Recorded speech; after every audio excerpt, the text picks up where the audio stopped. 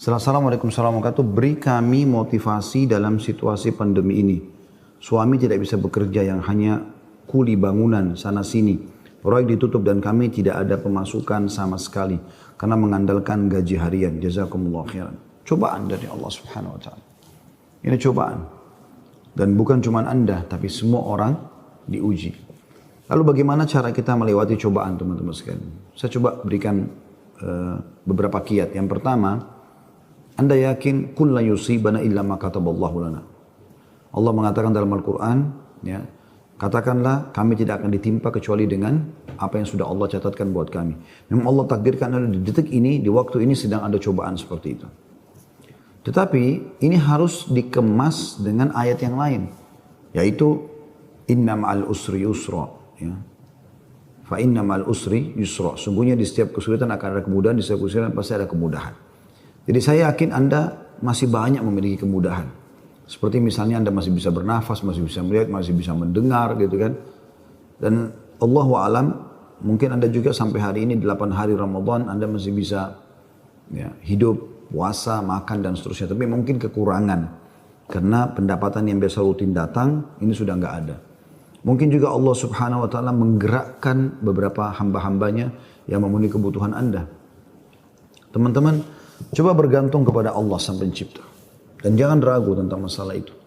Bergantung kepada Allah Subhanahu wa taala. Saya ingin berbagi sebuah kisah. Menukil sebuah kisah seseorang yang sangat susah hidupnya. Dari orang-orang kisah klasik dulu tentunya. Dia sangat susah sekali hidupnya. Dan saking susahnya sampai dia bilang, dia ceritakan dirinya, saya cuma hidup dari pendapatan harian saya. Dia bilang satu waktu saya keluar ingin mencari rezeki. Pada hari itu betul-betul tidak ada sumber rezeki. Kenapa yang saya dapat hari itu yang dipakai makan gitu. Dia bilang saya sudah keliling sana sini tidak ada makanan. Dan sampai saya tidak pulang ke rumah sampai di awal malam selepas Isya lebih. Istri sama anak saya sudah menunggu. Kemudian saya pun pulang ke rumah. Begitu pulang ke rumah, dibuka pintu, disambutlah oleh anak dan istri dengan harapan selain menemui saya juga mereka berharap bisa ada makanan dan minuman seperti biasa. Tapi karena istri saya melihat di tangan saya tidak ada sama sekali bekal apa-apa, maka saya pun duduk, kemudian diberikan air putih, lalu dia bertanya, apa hari ini nggak ada bekal makanan? Lalu saya menjawab, sama sekali saya nggak temukan pekerjaan. Saya tidak tahu harus mencari di mana lagi. Lalu kata istrinya, lalu apakah kita harus tidur dalam kondisi kelaparan? Saya sama anak-anak betul-betul belum makan sama sekali dari pagi gitu. Maka kata dia, baik, saya istirahat sejenak, baru saya akan keluar cari rezeki lagi. Mudah-mudahan malam ini Allah berikan kepada kita. Kata istrinya, baiklah kalau gitu. Subhanallah, tanpa mengenal letih, laki-laki yang soleh ini dia keluar dari rumahnya. Dan waktu dia keluar, sudah masuk, kalau kita sekarang jam 12 malam. Zaman dulu, belum ada lampu kayak kita sekarang. Mungkin di jam 10 malam aja kalau kita sekarang itu sudah, zaman dulu orang sudah tidur semua. Gelap. Maka dia pun jalan, dia tidak tahu mau kemana sambil dia berdoa kepada Allah SWT. Ya Allah, kemana langkah kakiku ini? Aku sendiri belum makan seharian, anak istriku juga belum makan. Berikanlah kami rezeki. Sambil berjalan, dia bilang mata saya tiba-tiba melihat sebuah masjid. Di sekitar rumahnya, tidak jauh dari rumahnya. Gelap. Nggak ada lampu kan, zaman dulu belum ada lampu, orang pakai sumbu, pakai minyak, dinyalakan, kemudian baru terang, itu pun sangat kecil penerangannya sebagaimana kita tahu kalau pakai sumbu. Maka dia coba nyalakan api, menyala, kemudian dia wudu, dia sholat, dia tidak tahu harus buat apa lagi. Mulai ada sholat, habis sholat dia berdoa kepada Allah Subhanahu wa taala supaya dimudahkan, dikasih rezeki, dikasih segala macam, dan dikeluarkan dari masalah kemiskinan ini. Setelah itu, subhanallah terjadi pada malam itu, penguasa di wilayah itu, kalau kita bisa bahasakan rajanya, gelisah nggak bisa tidur. Dan seperti orang ketakutan akan meninggal dunia. Hatinya terdorong untuk bersedekah. Maka dia mengambil beberapa kantong isinya emas. Ya. Lalu dibawa sama dia, dan dia bilang, ya Allah, hatiku sangat gelisah, aku takut meninggal sementara aku masih belum memiliki bekal yang cukup bertemu denganmu. Maka izinkanlah hambamu ini bersedekah di jalanmu. Dia bawa berapa banyak karung yang dia bisa bawa, karung-karung kecil, bungkusan emas semuanya. Dia naik kuda dan dia mengatakan, ya Allah, Dan aku minta petunjuk kepadamu. Aku tidak akan memegang tali kekangan kudaku ini, aku biarkan jalan. Raja tidak minta dikawal oleh siapapun. Tergerak hatinya begitu. Subhanallah dia jalan. Jalan. Subhanallah ya, Maha Suci Allah, kisah nyata ini menjelaskan. Kudanya berhenti di masjid yang ada orang soleh tadi yang susah itu. Dia juga heran. Kudanya masuk di halaman masjid, diam di situ. Dia turun. Apa ini rahasianya? Kenapa Allah datangkan ke masjid ini? Dia bilang, saya masuk ke masjid gelap. Cuma ada satu saja sumbu lampu, ya, sumbu lilin. Kemudian saya mendengar seperti ada orang suara, ya, orang yang berbicara. Saya coba mendekati suara itu, ternyata orang yang sedang berdoa. Nah tadi orang yang miskin itu berdoa. Ya Allah, mudahkanlah rezeki, saya sudah seharian tidak makan sama anak istri saya. Berikan kami rezeki, saya tidak tahu harus kemana lagi. Saya mohon kepadamu. Dia merengek-rengek sama Allah. Raja ini dengar, maka raja itu menegur si orang tadi miskin ini. Setelah salam, dijawab salam, dia mengatakan, si raja ini bilang, saya dengar tadi keluhanmu kepada Allah Subhanahu wa ta'ala. Saya kebetulan bawa beberapa kantong uang emas. Saya akan berikan kepada kamu sebagai sedekah. Dan ketahuilah saya raja di wilayah ini. Saya tadi gelisah, ingin sekali keluar dan bersedekah, dan Allah tunjukkan saya ke masjid ini. Mungkin kaulah yang Allah maksudkan. Dia bilang, lalu saya akan berikan kepada kamu uang ini sebagai sedekah di jalan Allah Subhanahu wa ta'ala antara kita berdua, dan yang ketiganya Allah. Dan saya berharap apapun yang kau butuhkan, datanglah ke istanaku setiap saat. Saya yakin Allah yang menggerakkan saya bertemu dengan kamu. Subhanallah, orang miskin ini luar biasa kalau punya keimanan. Apa yang dia bilang? Wahai Tuhan, kalau seandainya saya pun masih punya kebutuhan selain apa yang Anda akan berikan kepada saya ini, maka saya tidak akan datang minta kepada Anda. Tapi saya akan minta kepada Allah yang telah mengirim Anda datang kepada saya. Closing kisah ini coba diambil pelajaran baik-baik. Ada kisah yang lain, ini dihadiri oleh Imam At-Tabari. Menukil kisah ini, pada saat itu Imam Tabari masih muda gitu. Ada seorang yang sangat tua di Mekah. Dia menaungi kurang lebih 8 orang wanita. Cuma dia sendiri laki-laki. Seingat saya dalam kisah itu disebut ada 4 anaknya perempuan. Ada istri dia berarti 5. Ada mertua dia 6. Kemudian ada 2 saudari dia perempuan. 8. Ya. Sama dia 9 orang. Jadi 8 wanita. Semuanya miskin. Hidup hanya dari hasil orang ini. Dan orang ini sudah tua. Umurnya 60 tahun, hampir 70 tahun. Ringkas cerita teman-teman sekalian. At-Tabari menceritakan karena dia bilang saya hadir dari awal kisah ini, maka saya coba ceritakan. Dia bilang ada seseorang yang tua, miskin. Saya melihat lalu lalang di sekitar Masjidil Haram di Mekah ya, di musim haji. Dia coba mencari sesuap nasi gitu kan. Kata Imam Tabari. Kemudian dia tidak temukan. Lalu dia pulang ke rumahnya. Imam Tabari tertarik untuk mengikuti orang ini sampai akhirnya tiba di rumahnya. Dan dia lihat keadaannya orang ini susah, miskin sekali gitu. Yang jelas, dia ditanya oleh istrinya, mirip dengan kisah tadi, apakah ada makanan buat kita hari ini? Kebetulan waktu itu awal Ramadan di Mekah. Mereka tadi sahur, tidak ada makanan, sekarang mau buka puasa juga nggak ada makanan. Maka dia bilang, saya sudah coba tadi keliling mencari makanan buat kita buka puasa, tapi nggak ada. Kemudian dia bilang, coba saya keluar lagi. Keluarlah orang tua ini, jalan jauh dari rumahnya. Apa kira-kira yang harus dia lakukan? Dia harus kerja kemana? Sambil bermunajat kepada Allah, ya Allah berikanlah rezeki. Sampai karena dia capek, dia duduk di sebuah pohon, dibawa sebuah pohon. Kemudian dia sengaja tangannya dia menyentuh tanah yang ada di situ. Kemudian dia menyentuh seperti satu barang keras gitu. Waktu dia lihat ternyata ada kotak di sebelah dia. Dia tidak perhatikan waktu pas mau duduk. Dan kotak ini biasa dipakai untuk ngisi emas gitu. Maka dibuka lah sama dia. Kotak tersebut ternyata betul ada emas dalam. Banyak sekali. Kalau saya tidak salah waktu itu 1000 keping emas ya. Maka dia pun melihat membuka. Ini harta yang luar biasa. Di siang hari nggak ada orang di bawah pohon.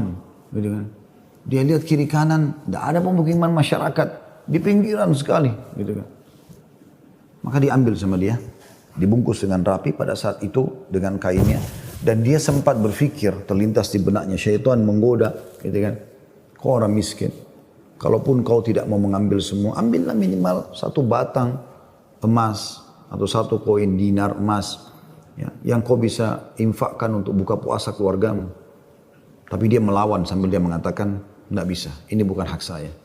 Kalaupun ini luqata ini seperti harta yang harta yang ditemukan. Kan itu syaratnya harus teman-teman sekalian diiklankan selama setahun ya. Selama setahun Anda iklankan. Kalau sudah setahun baru bisa mungkin jadi hak milik Anda. Ya. Yang jelas teman-teman sekalian, dia pulang ke rumahnya, lalu kemudian dia rencana tidak mau sampaikan kepada istrinya. Terus istrinya rupanya karena membuka pintu melihat ada di tangannya sesuatu, maka istrinya bilang, apa kau sudah bawa bekal buat kami? Kata dia, nggak ada. Lalu kemudian dia mengatakan, tapi apa itu? Di bawah bungkusan kainmu. Dia bilang, ini bukan urusan kamu. Dia bilang, saya minta atas nama Allah, jelaskan apa itu. Karena istrinya membawa nama Allah, maka dia mengatakan, ceritanya begini tadi. Istrinya, perempuan, miskin, dengar emas gitu kan. Perempuan kaya saja dengar emas mungkin tertarik, apalagi yang miskin, yang susah gitu. Maka dia mengatakan, kalau gitu kita bisa gunakan, karena kita orang miskin dan itu harta yang kau temukan. Kata dia, tidak demi Allah. Kalaupun ini kita bisa gunakan setelah 1 tahun kita iklankan. Tidak boleh sembarangan. Maka istrinya bilang, kalau begitu, mirip dengan tadi godaan awal syaitan. Kalau begitu minimal ambil 1 koin dirhamnya, dinarnya. Kita pakai buka puasa. Halal buat kita sekarang, kita ini miskin sekali, nggak bisa apa-apa. 8 orang kau harus naungin sekarang. Dia bilang, tidak demi Allah. Kalau seandainya kau sentuh kotak ini ada yang kau ambil, demi Allah kau saya ceraikan. Istrinya kaget dengan kata-kata itu, akhirnya dia lihat keseriusan suaminya, tidak berani juga. Disimpanlah di rumahnya. Akhirnya tiba waktu buka puasa, mereka buka puasa apa adanya, air putih saja, roti-roti kering ada di rumah, itulah yang dimakan sudah. Besok pagi, selepas sholat subuh di Masjid Haram, orang tua ini pas keluar, ternyata ada 1 orang dari Khurasan. Khurasan ini dari wilayah Irak sama Iran sana ya. Datang, naik di atas sebuah batu dekat Masjid Haram, lalu teriak-teriak. Nah, dia mengatakan, wahai muslimin, wahai orang-orang yang sedang haji, wahai hamba-hamba Allah, saya kehilangan sebuah kotak emas, kotak isinya 1000 dirham emas, 1000 dinar emas. Siapa yang menemukan, tolong kembalikan kepada saya dan semoga Allah balas kebaikannya dengan pahala dan pengampunan dosa, peninggian derajat dan seterusnya. Rupanya si orang tua ini dengar, kotak ini dia yang temukan kemarin, tapi dia juga butuh. Maka dia mengatakan, wahai Khurasani, Khurasani kayak orang dari Khurasan, dia tahu ini dari Khurasan, mungkin dari face wajahnya gitu kan, mirip-mirip orang Khurasan. Wahai Khurasan, kalau ada orang yang temukan, berapa kau kasih dia? Kemudian kata orang tersebut gitu kan, Khurasan itu, berapa kira-kira dia minta? Kata orang tua ini, minimal kau kasih dia setengahnya. Kata orang Khurasan, tidak bisa. Kalau begitu, kasihlah berapa yang kau mau. Mungkin 1/10-nya. 10% maksudnya. Kata orang Khurasan, tidak bisa. Dia kembalikan karena Allah dan saya doakan supaya dapat pahala di sisi Allah. Dia miskin. Ini hari kedua Ramadan. Sahur dan buka puasa kemarin pas-pasan cuma dengan roti kering dengan air putih. Sudah tua, umurnya hampir 70 tahun. Mau kerja di mana? Di rumahnya sudah ada emas yang begitu banyak. Godaannya luar biasa. Ya. Ini teman-teman mohon maaf agak panjang saya sampaikan dan saya jawab pertanyaan ini karena saya melihat memang ini permasalahan yang dihadapin sekarang ya. Dan butuh jawaban secara keimanan. Apalagi tadi penanya tadi minta semacam motivasi apa yang bisa disampaikan. Jadi saya harus menyampaikan kisah ini. Mudah-mudahan teman-teman yang sedang menghadapi PHK, lagi susah kayak tadi ibu ini berkeluh kesah, suaminya hanya kuli bangunan, sekarang lagi berhenti dan segala macam. Insya Allah diberikan jalan keluar. Baik, kita kembali ke kisah tadi teman-teman sekalian. Maka orang ini pulang ke rumahnya lalu dia mengatakan, wahai istriku, aku sudah temukan pemilik emas ini. Kata istrinya, alhamdulillah kalau begitu. Bagaimana perkembangan? Tapi saya minta sama dia supaya dia bayar sesuatu. Terus negosiasi dia tanya mau berapa, saya bilang sekitar setengahnya, dia nolak, ya sepertiganya menolak, seperempatnya menolak, sampai saya terakhir tekankan sepersepuluhnya saja, dia juga nggak mau. Dia hanya mau doakan saja. Kata istrinya, coba kau kembali ke dia, siapa tahu dia masih mau negosiasi. Ya kan? Dia bilang baiklah. Dia kembali lagi, ketemu lagi sama orang tadi, gitu kan, di hari yang ketiga sekarang. Maka orang itu sama orang Khurasan naik ke atas batu yang sama dekat Masjid Haram. Wahai muslimin, wahai orang-orang yang haji, wahai hamba-hamba Allah. Ada nggak menemukan peti saya isinya 100.000 dinar emas, gitu kan. Semoga Allah berikan dia kedudukan, Allah ampuni dosanya, angkat derajatnya dan seterusnya, didoakan gitu. Datang lagi orang tua ini mengatakan, wahai Khurasan, saya sudah bilang sama kau kemarin, berilah upah. Mungkin kalau kau tawarkan upah, orangnya mau mengembalikan penemunya. Kata dia, berapa paman saya kasih? Dia bilang, saya bilang kemarin 1/10. Orang sana mengatakan, enggak, saya enggak mau. Kalau begitu, berikan dia 1 saja. 1%, 1 saja. Ya, dinar itu, yang dia bisa pakai setengahnya, dia sedekahkan untuk beri makan orang-orang susah di sekitar haram. Setengahnya lagi dia pakai buat kebutuhan keluarganya. Orang Khurasan ini diam lalu mengatakan, tidak demi Allah. Jadi luar biasa, dia nggak mau kasih. Pokoknya dia kembalikan utuh, ya, atau nggak usah. Dan dia berharap pahala di sisi Allah. Kalau dia minta bayaran, saya nggak mau. Orang ini kembali lagi ke rumahnya, bilang lagi sama istrinya, orang ini betul-betul tidak mau. 1 koin dinar, 1 dinar pun dia nggak mau kasih. Kata istrinya, lalu bagaimana? Kata dia, saya akan berazam sudah mau kembalikan. Semoga Allah menyelesaikan permasalahan kita. Kata Imam Tabari yang menceritakan kisah ini, dia betul-betul hadiri kisah ini. Dia tahu ini jalan ceritanya dan dia menceritakan. Lalu orang ini kembali lagi, ternyata di hari selanjutnya masih sama lagi kejadiannya. Terus kemudian kata orang tua ini, karena sudah 3 hari berturut-turut, dia mengatakan, wahai Khurasan, kau mau petimu? Saya tahu di mana petimu itu. Kata dia, ya baiklah, saya akan ikut. Ikutlah dia.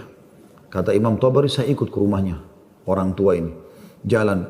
Pada saat tiba di satu rumah, ada rumah yang terbuat dindingnya dari tanah liat. Sama sekali tidak kelihatan ada layak untuk ditinggal. Tapi hanya sekedar tanah liat, mungkin kalau ada angin kencang bisa rubuh. Atapnya ditutup hanya dengan kain-kain sobek. Ya. Pintunya pun diangkat untuk dibuka gitu. Kemudian dia masuk dan dia persilahkan masuk. Saya pun izin. Saya mengatakan, maaf paman, bisa nggak saya ikut masuk? Karena dari awal saya lihat kisah ini. Maka dia mengatakan, masuklah. Dia bilang, waktu kami masuk, rumah itu nggak ada sama sekali karpetnya. Nggak ada apa-apa, kosong lompong. Cuma ada semacam sekat dan seakan-akan di belakang sekat itu ada wanita-wanita tua yang kelihatan dari penampilan mereka juga itu susah, bajunya pas-pasan gitu. Lalu kemudian orang tua ini menuju ke satu arah di rumahnya, terus digalilah tanah, dikeluarkanlah kotak tersebut. Lalu kemudian dikatakan, sayalah penemunya hartamu itu, ini. Dan saya sempat minta sama kamu agar kau berikan sebagian. Sebagaimana kau lihat ini keluarga saya susah begini. Saya sini 9 orang di rumah kecil ini. Saya sendiri laki-laki dan umur saya sudah hampir 70 tahun. Sementara ini istri saya ada di sini juga sudah tua. Ada mertua saya, ada 2 saudari saya, ada 4 anak saya. Mereka semua miskin. Gitu kan.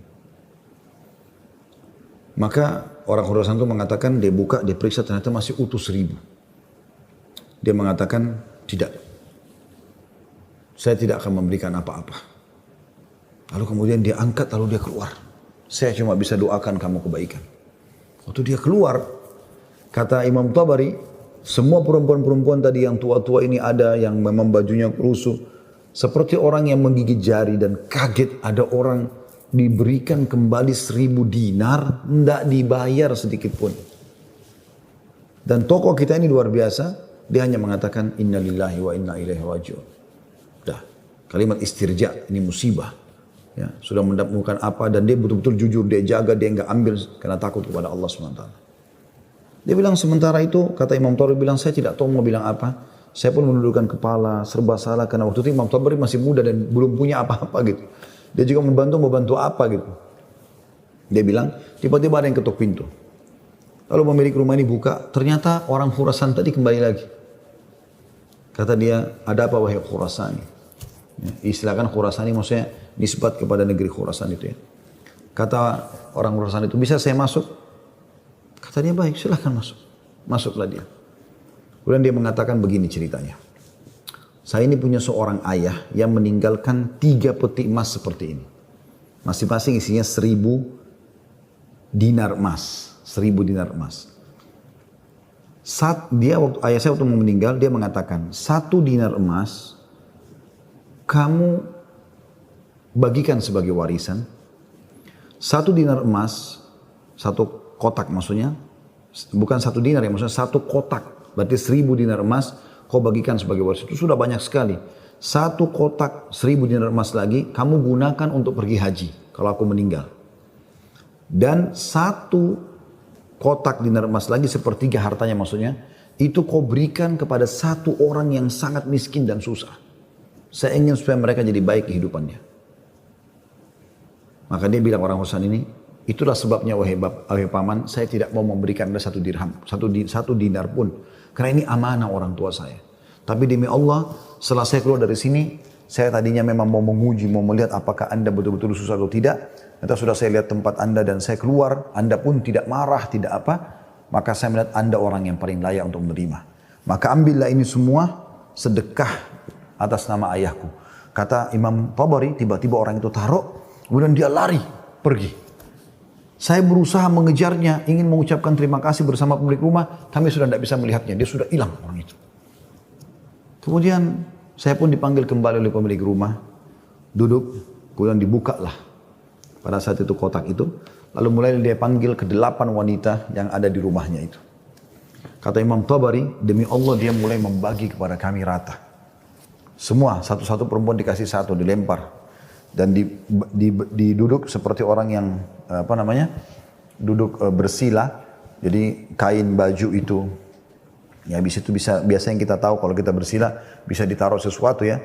Maka mulai dia melempar dinar-dinar emas itu satu persatu. Kata Imam Tabari, ke dia juga 1, lalu dilempar ke saya juga 1. Karena jumlah kami 10, karena kan tadi mereka 9. Orang ini sama 8 orang wanita sama Imam Tabari itu 10. Maka kami masing-masing mendapatkan ya 100 dinar. Kan 1000 kan? 100 dinar. 100 dinar banyak sekali udah. Gitu kan jumlahnya. Setelah selesai, lalu dia mengatakan kepada istrinya, wahai istri, bukankah ini lebih baik setelah kita sabar sedikit, Allah menjadikan semua jadi milik kita, daripada kemarin kamu ambil 1 dinar tapi haram. Kemudian dia balik kepada saya, kata Imam Tabari, dan dia mengatakan, demi Allah, baju ini yang saya pakai, dia bilang, hanya ini baju yang utuh di rumah kami. Sebagaimana kau lihat baju-baju ini semua yang dipakai oleh keluargaku, tidak ada yang layak dipakai sholat. Jadi kalau waktu sholat tiba, saya sholat dulu, kemudian saya sembunyi di satu tempat, baju ini saya buka, dipakai oleh istri saya, dipakai sholat. Habis itu dibuka, dipakai sholat oleh mertua saya, dibuka, dipakai sholat oleh saudari saya, oleh anak saya. 1 baju. Kata Imam Tabari, saya berterima kasih padanya, kemudian saya pergi. Saya menemukan harta itu sangat berkah dalam hidup saya, dia bilang.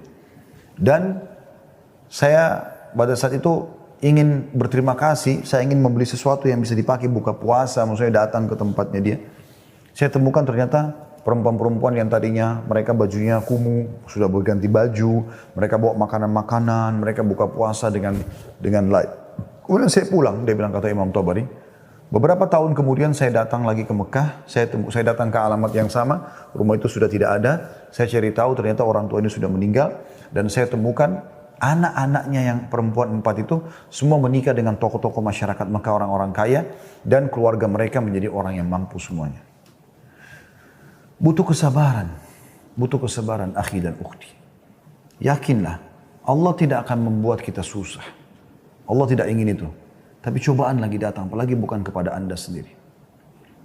Selanjutnya juga saya sarankan sunnah Nabi SAW, kalau kita sedang diberikan cobaan, lihat orang yang di atas kita. Lihat orang yang lebih susah.